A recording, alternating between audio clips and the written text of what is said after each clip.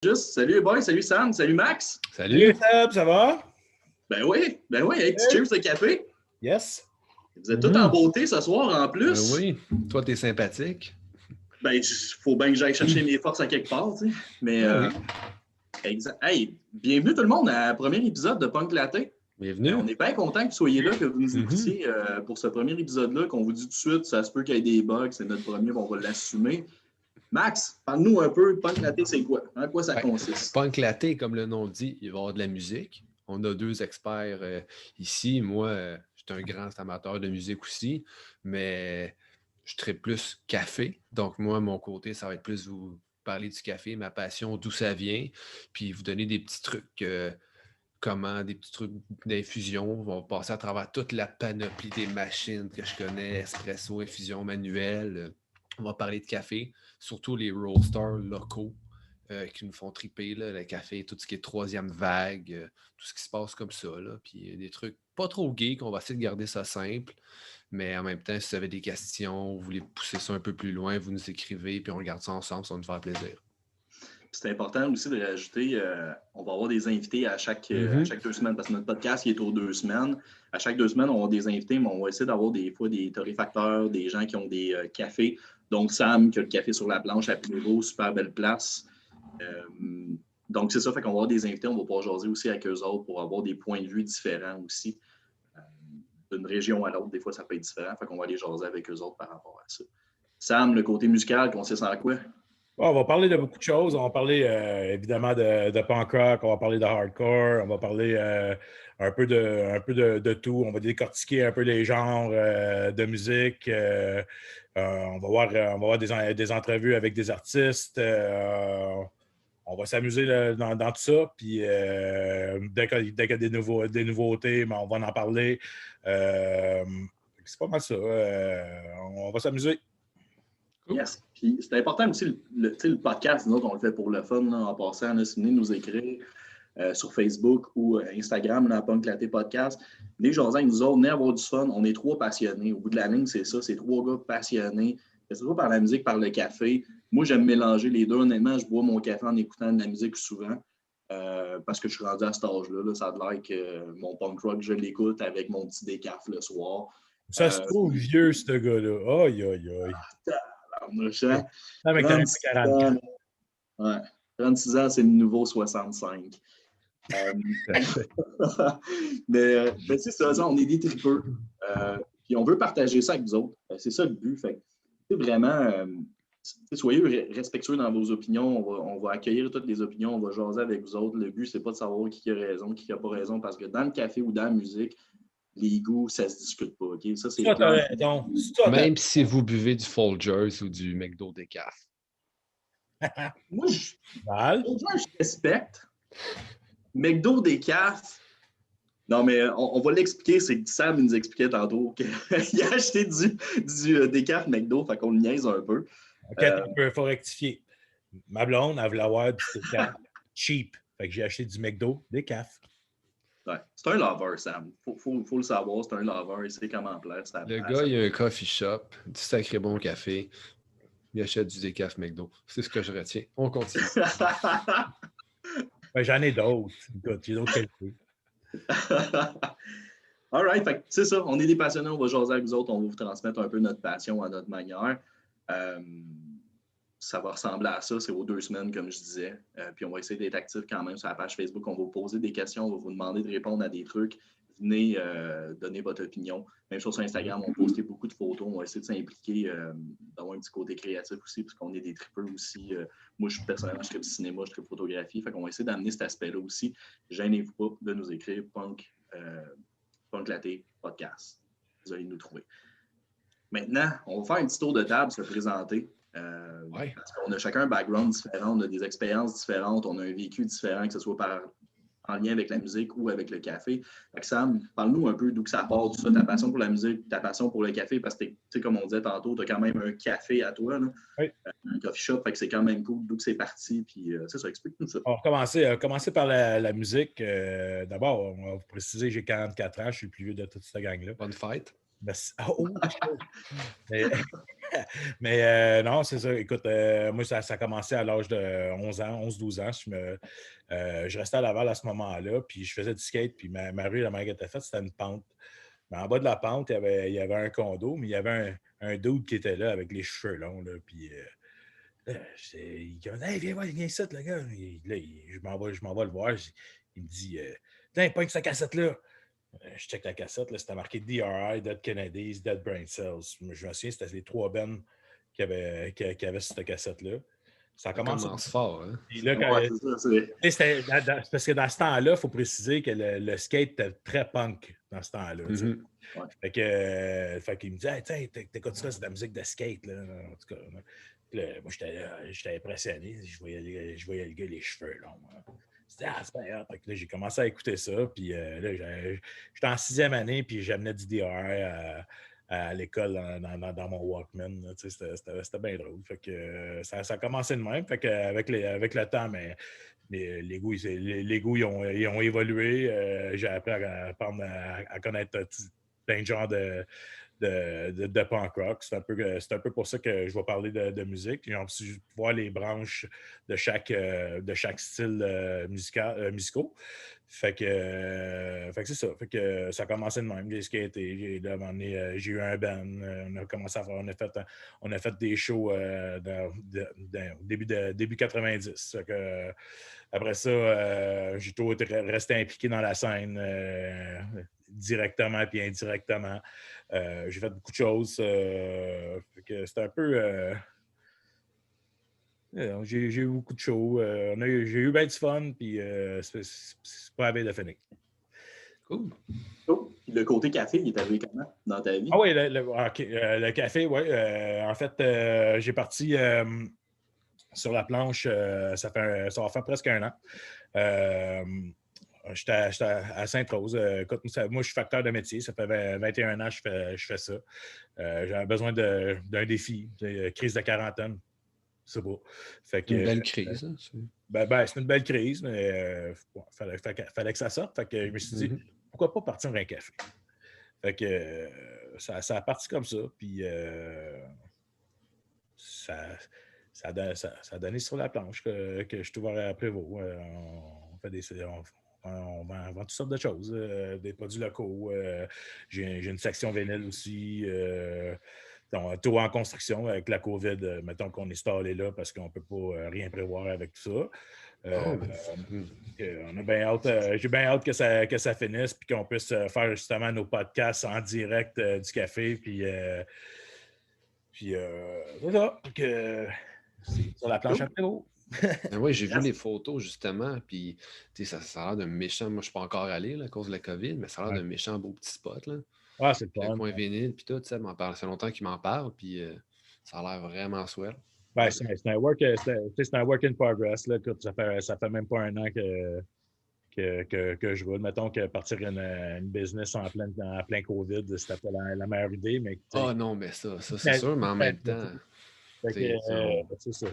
J'ai rushé pendant un an de temps, mais moi, je suis confiant que ça va porter fruit avec le déconfinement. Puis, oui, puis le café troisième vague, puis les cafés de spécialité commencent justement à émerger hors de Montréal. Il y en a de plus en plus. Fait que c'est une bonne chose. Moi, je trouve ça le fun de voir justement du monde qui part en business en dehors de Montréal, puis qui amène ça soit Rive-Sud, Rive-Nord, en région, puis qui font découvrir ça au monde. Là, c'est cool. C'était un peu mon but de sur la planche, c'est d'avoir plusieurs torréfacteurs sur place. À minute qu'on va interviewer des torréfacteurs, mais je vais avoir son produit en magasin au fur et à mesure qu'on rencontre les Génial. Il faut noter, c'est ça, dans les Laurentides, il n'y a pas beaucoup de café, mais quand je dis Laurentides, début des Laurentides, Saint-Jérôme, Prévost, justement, Saint-Hippolyte et compagnie, dans ce coin-là, même jusqu'à Saint-Saul, il y en a un peu plus, là, je dirais, mais ce qui est le fun, ce que tu as amené, puis je dirais aussi, je salue aussi les filles de la petite voisine, là, dans le fond, Super Café aussi à Saint-Jérôme. Je trouve justement il y a du bon café là, qui commence à arriver là, dans le coin. C'est nouveau, je trouve, dans les Laurentides, du café troisième vague, justement. Fait que c'est cool d'avoir des endroits où aller quand on est amateur de café, là, parce que c'est ça, il n'y a pas beaucoup d'endroits, moi, personnellement. Je vais y aller un peu avec mon historique. Là, ma passion du café est venue de mon enfance, mais est venue aussi du fait que moi, je ne bois pas d'alcool. Puis le café, c'est un peu la même affaire que des tripeux de microbrasserie ou des tripeux de vin. Il y a de la qualité, il y a des ranges là-dedans. Puis moi, j'aime ça aller explorer des saveurs différentes aussi. Puis le café de troisième vague amène beaucoup ça. Fait que ça m'a fait vraiment comme approfondir un peu, je dirais, mon goût du café. Mais pour repartir du début, dans le fond, d'où c'est parti, cours descriptif, mes parents, c'était comme un rituel. Moi, le samedi, dimanche matin, là, ils sortaient les petites tasses de fantaisie. Là. Tu sais, quand j'y repense, c'était pas tant beau, genre, mais c'est comme les petites tasses fancy. Là, ils mettaient ça sur la table, le bottom. Ils réveillaient à la maison le grand complet avec le moulin même pour moudre le café. Écoute, ça shakeait quasiment dans la maison le grand complet, mais il y avait une odeur qui sortait de là. Puis quand t'es kid, on en parlait, moi, de Mac, justement, puis vous en parlez un peu plus aussi tantôt, mais c'est une boisson pour adultes aussi, le café, là, quand tu es enfant. Mais je voyais le rituel, je voyais que c'était rassembleur. Je voyais qu'autour de ça, il y avait le gros déjeuner, les crêpes, le bacon, tout le kit. Puis, moi, j'associe vraiment ça à des moments de famille. Beaucoup plus parce que dans ma famille, il n'y a pas grand monde qui boit, je dirais. Il y en a certains, ça y est, on va faire une bonne bouffe, on va boire une bouteille de vin. Moi, dans ma famille, c'était les déjeuners, c'était le café. Fait que c'est toujours resté un peu. Je trouve ça très rassembleur. Puis je vais faire le parallèle avec la scène punk. Pour moi, la scène punk, c'est un mouvement musical qui est super rassembleur aussi. Ouais. Fait que c'est quelque chose que j'aime beaucoup dans ces deux passions-là, qui me rejoint vraiment. Parce que la preuve, c'est que quand on est là, il va y avoir d'autres gens qui vont venir nous jaser, que c'est la même affaire, on va se rassembler. Pourquoi? Mais parce qu'on tripe café, on tripe musique. Est-ce que vous avez connu ça, vous autres, l'émission Les Dames de cœur? Non. Non? Je ne crois pas, peut-être mes parents, mais le nom m'est familier. Veux-tu un petit café?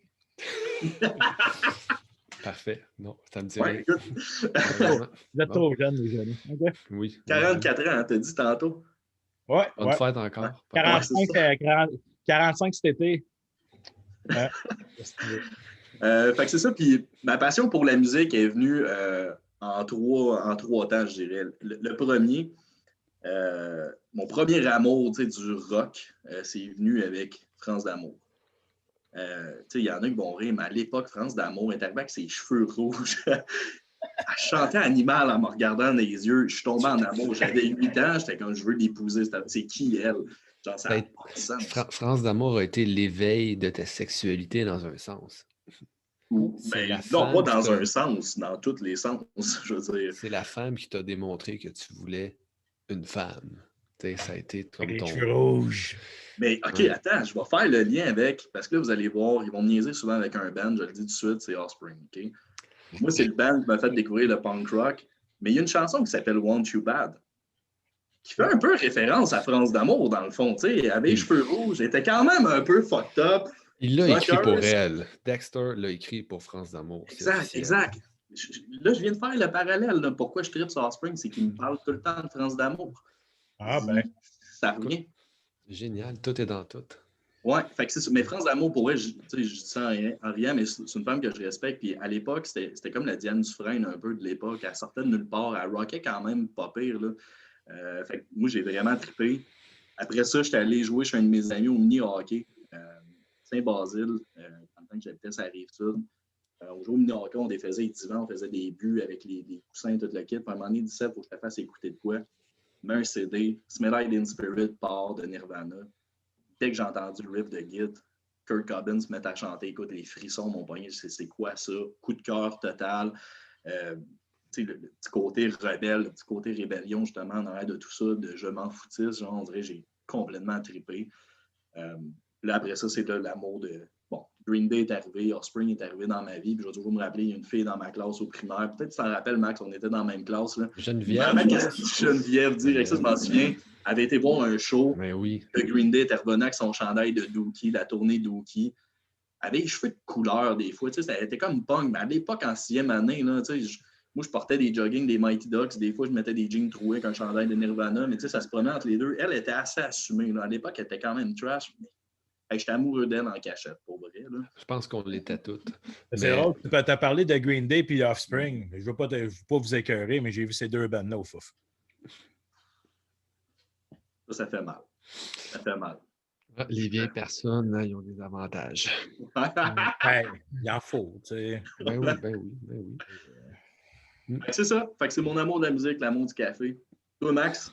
Ben, moi, je vais commencer par la musique parce que c'est ça qu'on t'a parlé. Puis je me rappelle, tu sais, c'est toi qui m'as fait découvrir Offspring puis Nirvana en 6e année. Tu avais ton chandail de Offspring avec le bonhomme qui se plante des clous dans la tête. Puis Ouais. moi, mes parents, ils voulaient pas que j'en écoute. Ils pensaient que j'allais tomber dans la drogue puis dans l'alcool. Mais non, je suis straight edge. Too bad, mais... Avec, tu sais. Bref, c'est toi qui m'as fait découvrir ça. Puis le premier disque que j'ai acheté, j'écoutais Backstreet Boys énormément, 6e année, mais je m'étais acheté Kerplunk aussi de Green Day. Puis je l'ai encore, je l'ai en vinyle, je l'ai en CD, je l'adore. C'est mon préféré de Green Day. Un bijou. Même si, selon moi, il aurait dû se séparer il y a longtemps.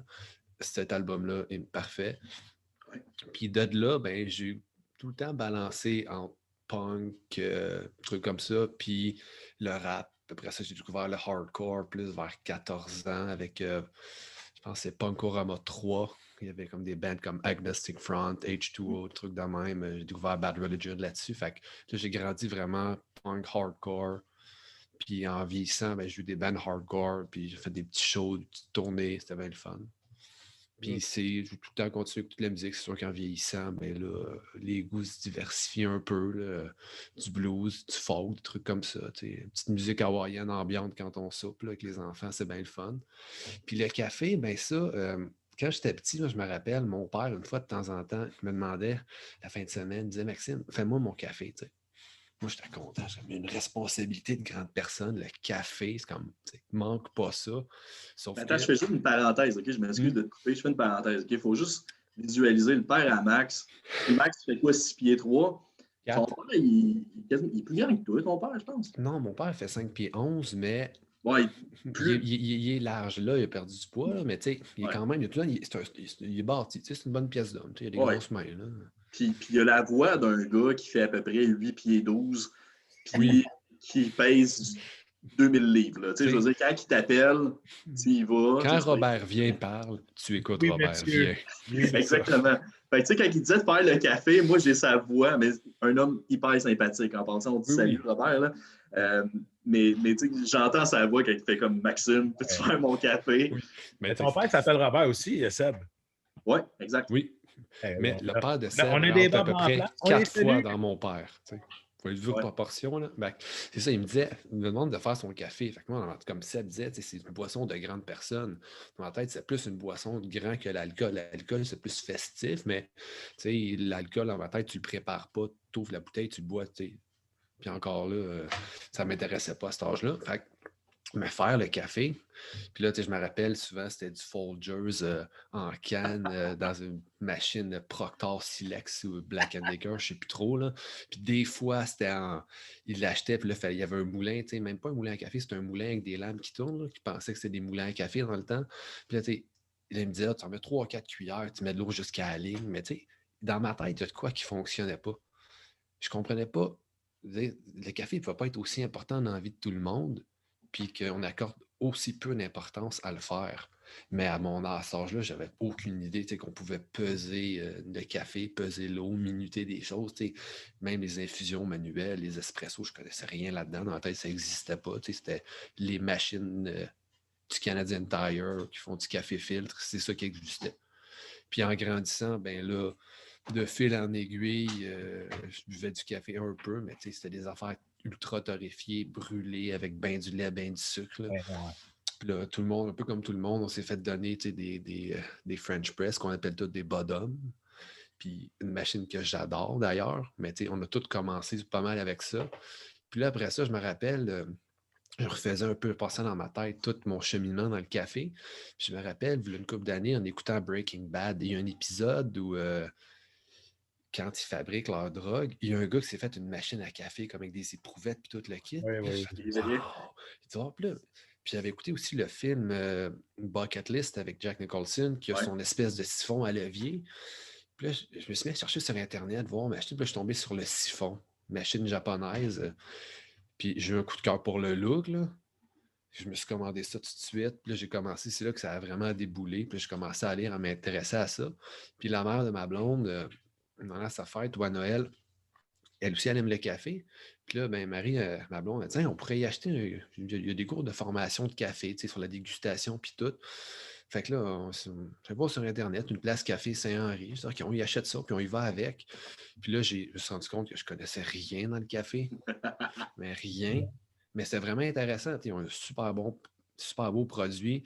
Puis là, on a fait des séances de cupping, dégustation, apprendre qu'il y a un café qui est corsé, qui est ultra torréfié. C'est pas bon, en fait. Puis là, tu découvres des arômes avec lesquels tu n'es pas habitué. Mais tu te rends compte que le café, il y a un terroir. C'est comme le vin, mais encore plus, je te dirais. Fait que c'est là que ça avait vraiment comme explosé. Là. J'ai commencé à m'acheter plein de machines manuelles, un V60, là, la balance, la bouilloire avec le gooseneck, tout ce que ça prend. Puis là, regarder tout, comment on fait ça, apprendre de mes erreurs, trouver des recettes. Puis depuis ce temps-là, écoute, je trippe tout ce que je peux apprendre sur le café, tout ce que je peux goûter, puis transmettre ça aussi. Moi, j'aime ça quand le monde vient de chez nous puis je leur fais un café. T'sais. Si je vois qu'il y a une émotion quand il le boit, là, je trippe. T'sais. Pour moi, un café ne peut pas te laisser indifférent. Si tu te laisses indifférent, il n'est pas bon. Puis je vais en profiter. Moi, Max, ça fait 31 ans qu'on se connaît. Là. Quand je goûte à son café, j'en ai des émotions. Il est écœurant. Je suis quasiment déçu quand je vais ailleurs, honnêtement, mais il est sa coche. Puis, quand tu dis transmettre ta passion, ben, c'est toi, dans le fond, qui m'a amené à connaître le café Troisième Vague avec le paquebot sur Bélanger. J'ai découvert Zab là. Et je passais de Starbucks à ça. Là. Exact. Oui. Game changer complètement. J'ai accroché, j'ai trippé. Écoute, un latte. Moi, je trippe latte là, dans la vie, mais justement, quand tu as un café plus chocolaté ou whatever, j'écoutais à ça, puis je comprenais pas les saveurs. Ça goûtait pas le grain brûlé. C'est ça. Tu as des saveurs distinctes, puis là, sans vouloir entrer dans tous les détails ce soir, mais tu sais, dépendamment d'où ton café vient sur la planète, tu as des arômes différents. Fait là, puis dépendant comment tu le bois, toi, tu tripes latte. Moi, latte, personnellement, j'en bois pas. Limite cappuccino, mais je bois pas vraiment plus des cafés fils qui me font triper. Infusion manuelle, c'est là que je trouve mon plaisir, puis les saveurs, puis les arômes. Fait qu'il y en a vraiment pour tout le monde. Puis je me suis perdu dans où j'allais, mais c'est pas grave. Puis là, je pense que Seb, ça a bugué un peu. Il est fixe, mais c'est pas grave, on continue à parler de café. Donc, c'est ça. Il y en a vraiment pour tout le monde.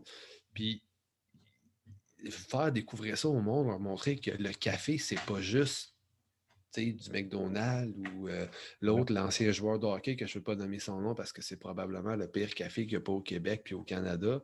Tu peux acheter dans les magasins, mais il y a du monde qui aime ça, puis c'est correct. Sauf que leur apprendre qu'il y a d'autres choses, qu'il n'y a pas juste ça, puis pourquoi. Oui, ça coûte plus cher un peu, mais en bout de ligne, pourquoi tu payes pour ça? Tout ce que ça apporte, même toi, je pense, Sam, tu es bien placé pour le savoir avec ton café. C'est une espèce d'éducation à faire au monde, mais c'est juste, moi, je prends plaisir à faire ça, puis c'est sûr qu'il ne faut pas tomber non plus dans la condescendance puis l'arrogance, Il faut rester humble parce que, de un, je n'ai pas toutes les connaissances.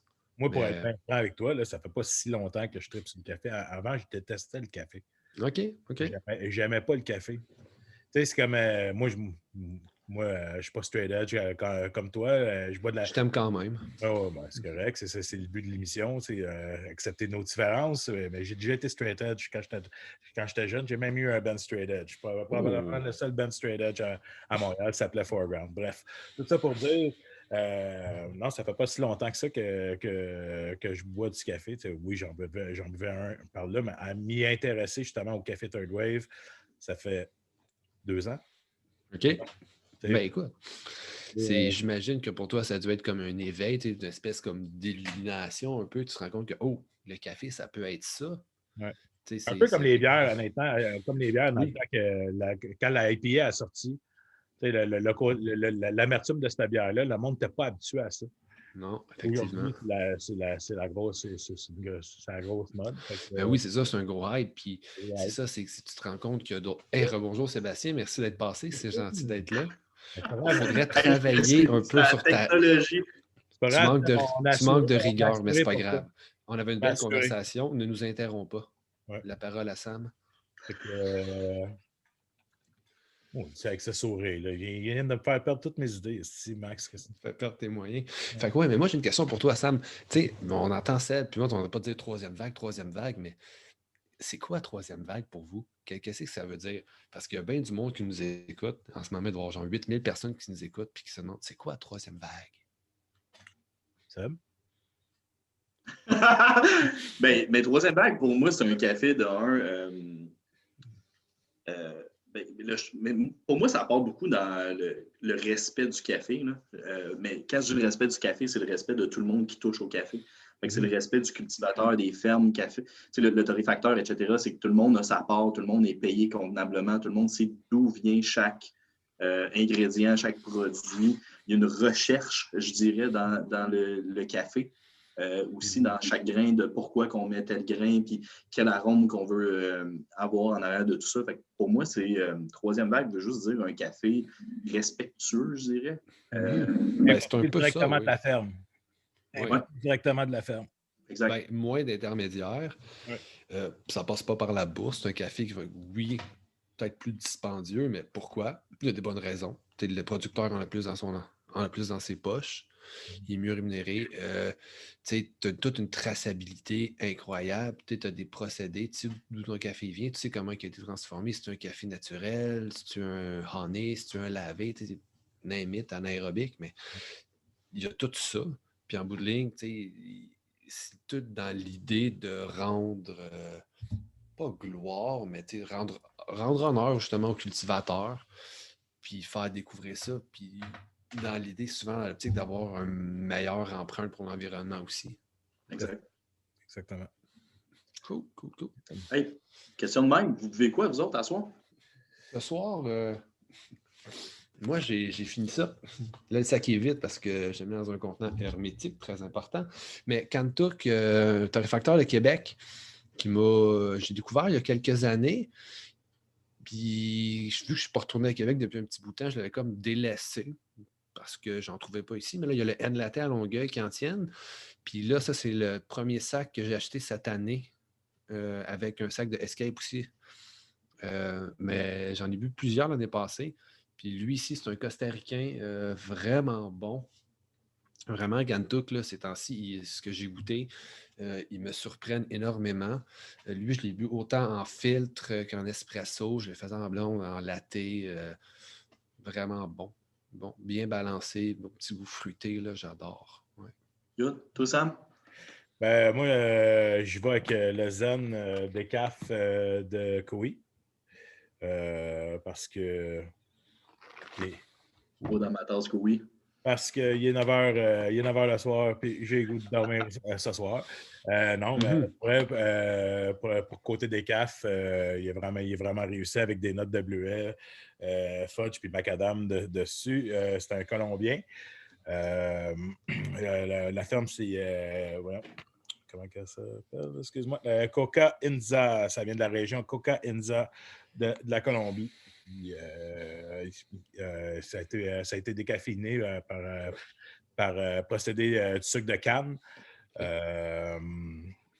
C'est pour un décaf. Tu sais, souvent, les décafs, c'est pas tout le temps, c'est pas tout bon, honnêtement. Puis, honnêtement, le Koei, je trouve qu'il se démarque quand même. J'ai pas goûté au Koei, mais je serais curieux d'y goûter. C'est vrai que c'est souvent les décafs avant, c'était décevant. Des fois, on rit pas de décaf, le café, le fun de la caféine, mais c'est vrai qu'en fin de soirée, un petit décaf, moi j'aime bien. Zab en a un délicieux, Lanterne en a un délicieux. Dans ceux que j'ai goûté. Koei, je n'ai pas goûté, mais pour avoir goûté à d'autres de ces cafés, je suis certain qu'il doit être très intéressant. Ouais, il est très intéressant. Le bleuet sort vraiment, je trouve. Vraiment, c'est ça, il est goûteux. C'est ça. Je trouve des fois, c'est fade un peu, un décaf, quand c'est pas bien réussi. Lui, je trouve vraiment les arômes et tout. Là, c'est ça, tu le mets, justement, moi, je le prends en latte, d'habitude, parce que je suis un amateur. Tu bois juste des lattés. Non, le pire, à soir, je bois même pas ça. Je bois un americano. Oh, audacieux. Ouais, écoute, cool. Je suis funky à soir. J'aime l'americano. J'aime beaucoup l'americano.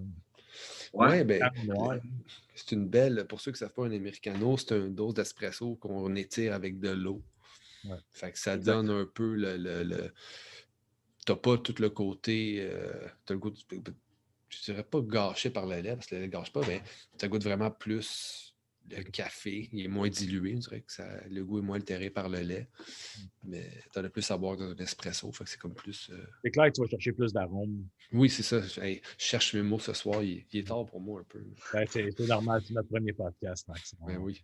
Moi, je vais y aller avec le Escape. Oui. Party Mix! Party Mix! So yeah! D'un, j'adore les sacs d'Escape. Je trouve ça simple. Je trouve ça le fun. Petite image, sac super. C'est ça. C'est pas trop, mais. Non, c'est ça. Il laisse vraiment place plus, mais l'emphase sur le producteur, sur le café que sur la sac. Puis c'est sacs 100% compostables. Très cool. À part peut-être pour la valve, là, mais super beau produit. Mais les images, je sais pas si vous autres, là, en tout cas, moi, c'est ma génération, ça me fait penser un peu au BD de Archie. Oui. Le style de dessin, là, tu sais, Véronica, là. Oui. Ça ressemble un peu à ça, tu sais. J'en ai 2 sacs, justement. Il y en a un que je suis en train de boire aussi cette semaine, un Éthiopien, je crois. Oui, super bon. Puis au début de l'année aussi, je pense que c'est un Mexicain que j'avais acheté.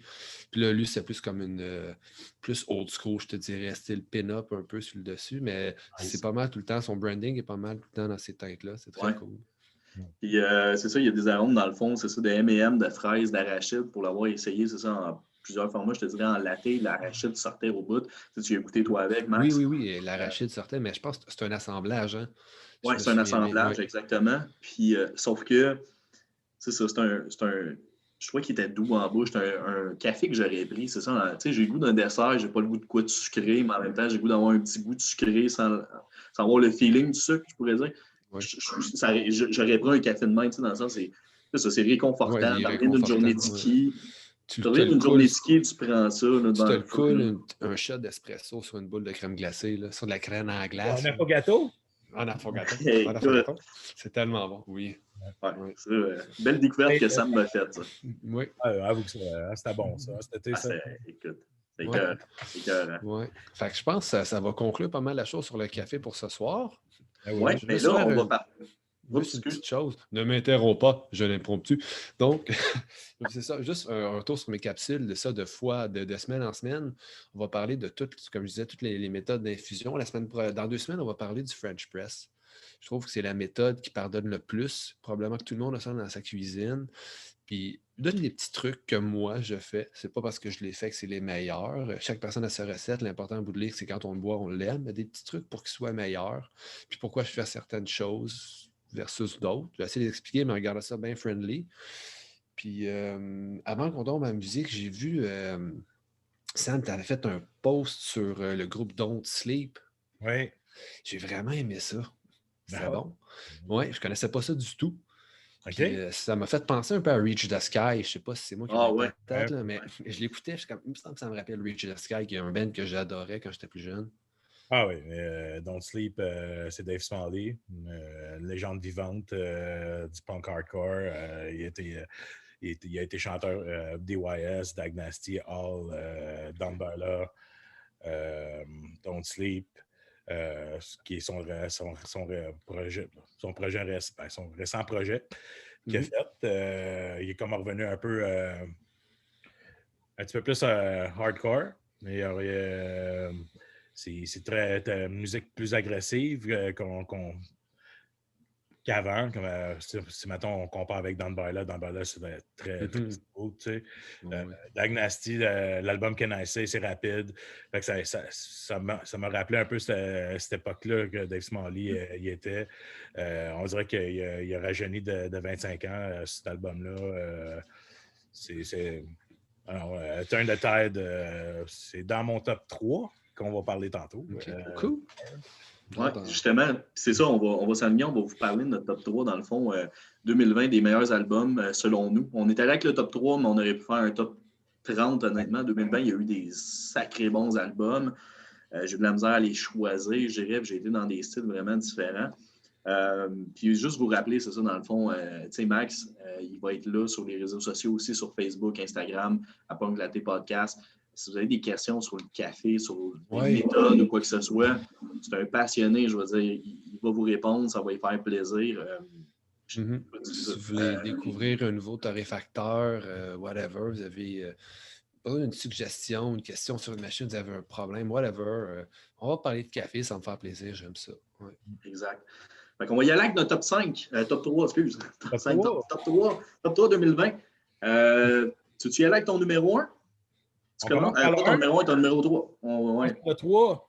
OK, ben moi, mon numéro 3, c'est un nouvel album de Killer Be Killed. Nice. C'est Max Cavalera, Greg Puciato et Troy Sanders, puis Ben Coller. Max Cavalera, c'est le chanteur de Sepultura. Greg Puciato, c'est le chanteur de Dillinger's Escape Plan. Troy Sanders, c'est le chanteur de Mastodon. Puis Ben Coller, c'est le drummer de Converge, qui est un des meilleurs drummers selon moi. J'ai beaucoup aimé le premier album. J'avais très hâte de voir ce qui était pour sortir comme deuxième album. Honnêtement, c'est de toute beauté.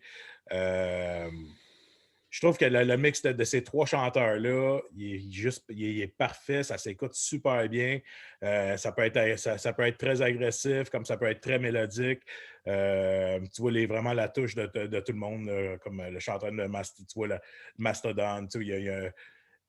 Il y a un vocal assez particulier, ce chanteur-là. Greg Puciato de Dillinger's Escape Plan, ceux qui connaissent Dillinger's Escape Plan. Super bon band. J'ai vu le dernier show au Fouf de Dillinger, c'était mongol. Complètement fou en show. Hein? C'est complètement fou en oui, show. oui, Honnêtement, live, c'est un des meilleurs bands que j'ai vu. Live, c'est Dillinger's Escape Plan. Je les ai vus très, très, très fort. Au Fouf avec Thursday, c'était avec incroyable. Thursday. Ouais. On était là, ouais. Ouais. Puis là, pour le deuxième album de Killer Be Killed, Ben Coller de Converge s'est rajouté dans le band. Quand même. Ouais, c'est un bel ajout, mettons. Ouais. Ça va être ça, c'est le numéro 3. Mon numéro 3, moi, je vais y aller avec quelque chose de smooth, d'acoustique. Bouncing Souls, volume 2. Bouncing Souls, c'est un band de New Jersey. Super impliqué sur la scène new-yorkaise, du punk rock à la base, très new-yorkais avec beaucoup de sing-along. C'est très rassembleur, très festif en même temps. C'est garoché des fois par moments, mais d'autres moments, c'est que tout le monde se prend par les épaules, tout le monde chante ensemble. Moi, c'est un band que j'aimais beaucoup, qui me faisait sourire. Mais là, ils sont arrivés avec un album acoustique. Ils amènent les chansons complètement ailleurs. Les arrangements sont incroyables. La voix fit. Moi, c'est vraiment la guitare là, dans cet album-là. Vraiment, musicalement, c'est cool. Ça t'amène dans une autre ambiance complètement. Ils se sont laissés aller. Tu vois qu'ils se sont fait plaisir. Ça s'entend. Ça s'écoute bien là, du début jusqu'à la fin, vraiment. Là. Puis, coup de cœur sur Gun, qui est une de... J'ai vraiment dit ça avec un accent québécois, là, Gun. Mais, sauf que coup de cœur, parce que moi, c'est une de mes tunes de Bouncing Souls. Puis, Ghosts on the Boardwalk, qui finit l'album de toute beauté. Vraiment, c'est planant au bout. Puis, c'est bien arrangé, vraiment. Ils ont mis l'effort là, pour justement amener un son complètement différent. Pas juste traduire les chansons de électrique et acoustique, mais vraiment donner une nouvelle vie dans le fond à chaque chanson. Fait que coup de cœur, Bouncing Soul, volume 2, mon numéro 3 de l'année. Wow. Intéressant. Je l'ai pas. Vous avez le goût d'aller l'acheter. Là. Oui, j'aime Bouncing Souls. Honnêtement, ça fait bien longtemps que je les ai écoutés. Puis c'est sûr que ça m'intrigue. Entendre ça acoustique, ça doit être intéressant. Moi, je vais y aller avec mon 2. Ça va être mon numéro 2. Ça va être, on a parlé tantôt, Don't Sleep. Turn the Tide. Il est dans mon top 3, mais j'ai pas vraiment de top 3 2020. Il est dedans quand même. Dans ton top 3 dans ta tête. Tantôt, c'est le nouveau projet de Dave Smalley, qui était chanteur de DYS, Diagnosty, All et Down by Law. J'avais entendu leur EP, j'avais vraiment hâte d'entendre leur LP. Écoute, je suis vraiment pas déçu. Ça sonne comme une tonne de briques. Le son hardcore new-yorkais, tu le sens présent. Même c'est un mix de hardcore new-yorkais, New York hardcore avec du DC hardcore aussi. Ça a été enregistré par Brian McTernan à Salad Studios à Baltimore. Brian, on le connaît pour tout ce qu'il a fait avec Be Well, son récent projet. Puis, c'est lui qui a enregistré Strike Anywhere. Il a enregistré aussi Hot Water Music, le dernier de Hot Water Music. En tout cas. Il est excellent en plus. Là. Oui. Puis, c'est ça. Don't Sleep, ils ont enregistré là-bas. Écoute, c'est un nouveau Dave Smalley, comme je disais, on dirait qu'il a rajeuni de 25 ans, puis tu vois qu'il y a toujours la flamme, puis j'adore cet album-là, puis ça s'écoute super bien. Puis j'ai deux tonnes préférées de cet album-là, c'est Reflection puis Wreckage. Wreckage, c'est un petit dub reggae style. J'ai été vraiment surpris que Dave Smalley puisse aller dans cet univers-là. J'ai trouvé ça vraiment cool. Fait que Don't Sleep, Turn the Tide, allez vous chercher ça. Super album, oui. Moi, ce que j'aime vraiment de cet album-là, c'est le fait, puis ça, c'est quelque chose que j'aime beaucoup des bands, là, ça se promène aussi. Tu sais, oui, il y a du hardcore, mais des fois, à un moment donné, ça devient mélodique. À un moment donné, comme tu dis, un peu plus reggae.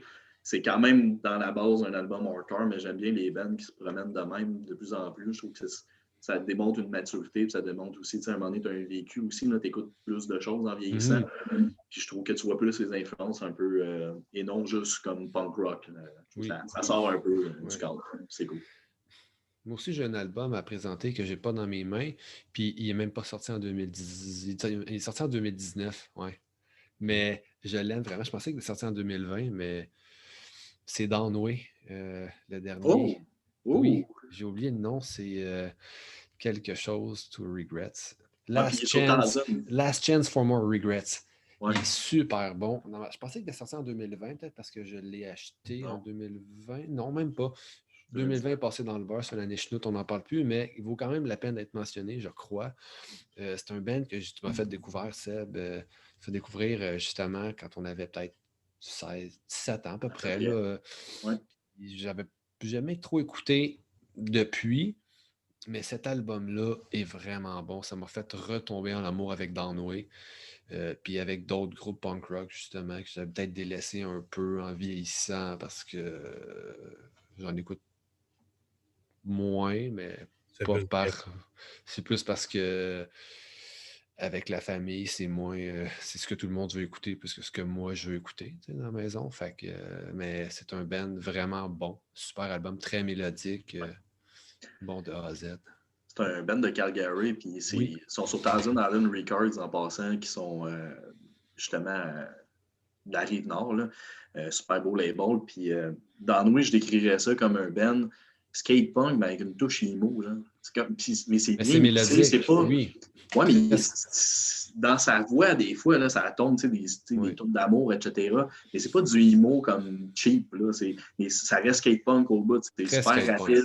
Oui. Vraiment. Très bon album. Ouais. Moi, je vois avec un split entre deux artistes qui me font triper. Un artiste que j'ai découvert en 2010 faisait la première partie d'Offspring puis Dropkick Murphys. Il était arrivé avec sa guitare acoustique devant une foule avec leur bière au parterre, qui attendait juste de voir Dropkick ou Offspring. Écoute, il a donné un show incroyable. Je l'ai vu en première partie de Foo Fighters. J'ai vu son premier show à Montréal au Divan Orange. Frank Turner, un artiste complètement incroyable. Il va dans toutes les directions. C'est un gars qui a grandi sa scène hardcore, mais qui est allé plus vers le folk. Mais tout ce qu'il fait, il le fait bien. Il y a une prestance sur stage, là, c'est incroyable. Ouais, il y a un charisme, un gars fort sympathique pour l'avoir rencontré. Il a fait un split avec NoFX, qui était un de ses bands préférés. Ils ont décidé de chacun faire 5 tunes d'un artiste et de l'autre. Donc, le split est ici. NoFX, Frank Turner, j'adore la pochette. Fat Mike a l'air de s'amuser. Ils s'envoyaient des blagues sur Instagram, un et l'autre.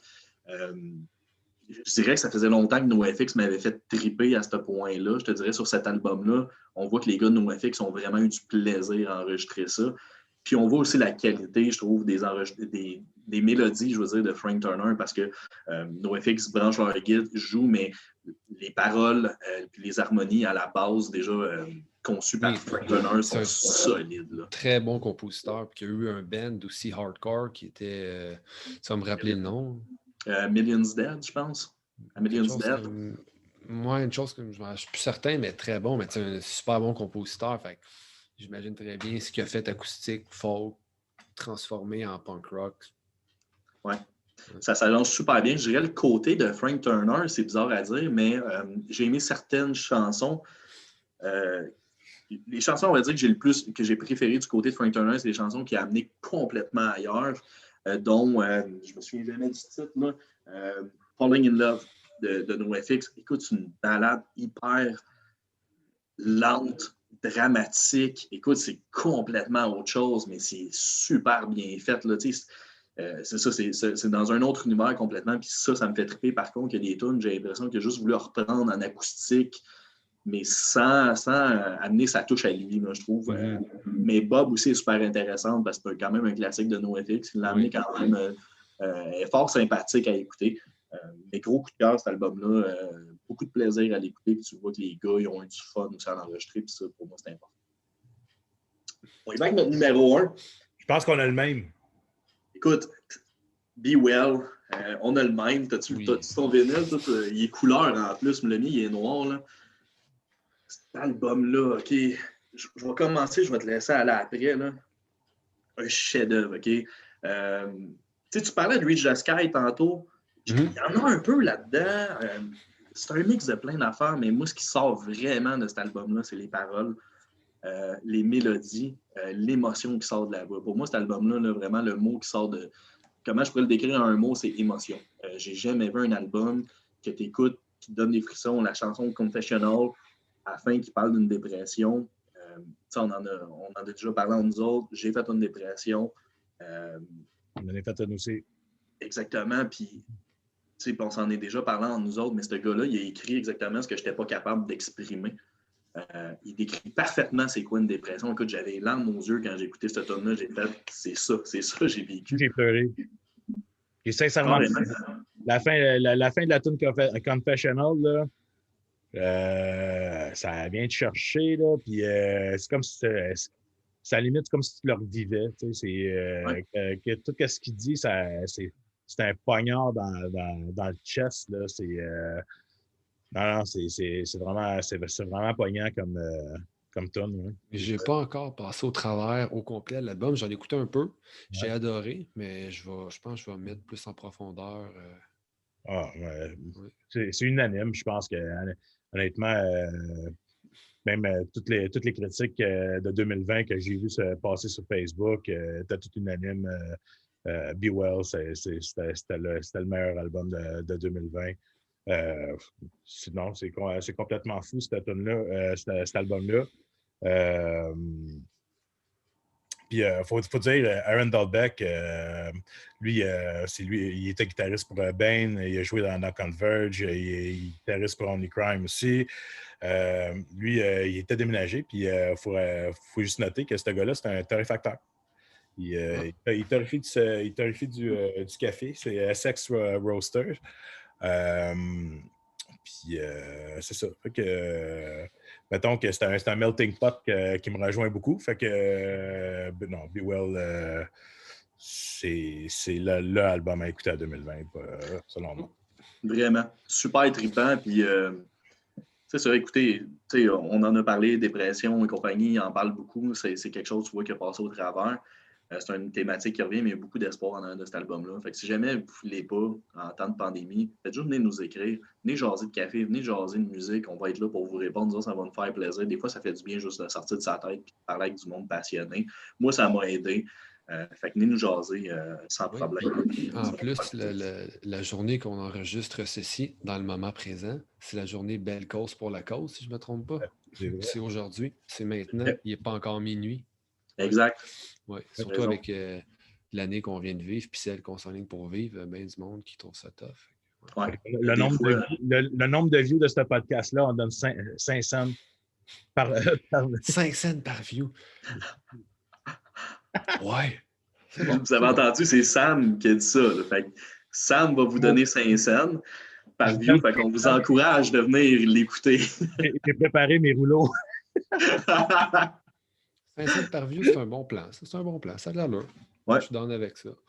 Moi avec, pour vrai. Moi avec. Puis Mais c'est ça, on en revient, puis même que vous ne filez pas, ou même si vous filez bien, venez nous jaser. Venez nous jaser, venez nous parler, je vais leur dire là, de café ou peu importe. Ça va nous faire plaisir de vous répondre puis de triper avec vous autres à travers tout ça. Parce que c'est ça, parce qu'on tripe. Oui, puis je trouve ça cool que, Sam, tu as mentionné que justement, le chanteur de Be Well, il roast. Oui, c'est ça. Non, le bassiste. Le bassiste. Ah, le bassiste. bassiste. Le bassiste. Ouais. C'est ça, mais dans la scène, justement, punk, tout ça, il y a beaucoup il y a une belle corrélation entre le café et la musique. Je pense, mettons, aux Descendants, Lagwagon, Fat Record en général. Green Day, oui. Be Well, il y a beaucoup de groupes, justement, comme ça, qui vont sortir leur café, une espèce de collaboration ou des choses comme ça, ou you roast suicide. Il y en a souvent. Fait que, je trouve ça le fun de... Ouais. Exact. Ouais. Puis ça revient à la base du pourquoi on fait ce podcast-là, parce que nous-mêmes, on est des tripeurs de musique et de café. Fait que c'est vraiment, ça revient un peu à ça. Là-dessus, les boys, c'est la fin de notre premier épisode. Ça a passé vite. Ça a passé vite. J'espère que vous avez aimé ça, l'écouter. Ceux qui écoutent sûrement en bas. Sûrement que le bout le plus intéressant, c'est quand je suis parti à cause de mon router. Mais merci de nous écouter. C'est sûr, on va s'améliorer, c'est notre premier. On va essayer de nouvelles affaires. Cette semaine, on n'avait pas d'invité. Dans 2 semaines, on va dire, dans le prochain, on va avoir Jesse Fish qui va être là. Un gars super trippant, super impliqué dans la scène, mais un gros tripeux de café aussi. On va nous jaser de ces 2 passions. Donc, c'est ça. À chaque 2 semaines, le podcast va avoir lieu et on va avoir des invités différents à chaque 2 semaines. Encore une fois, allez nous ajouter sur Instagram, Facebook.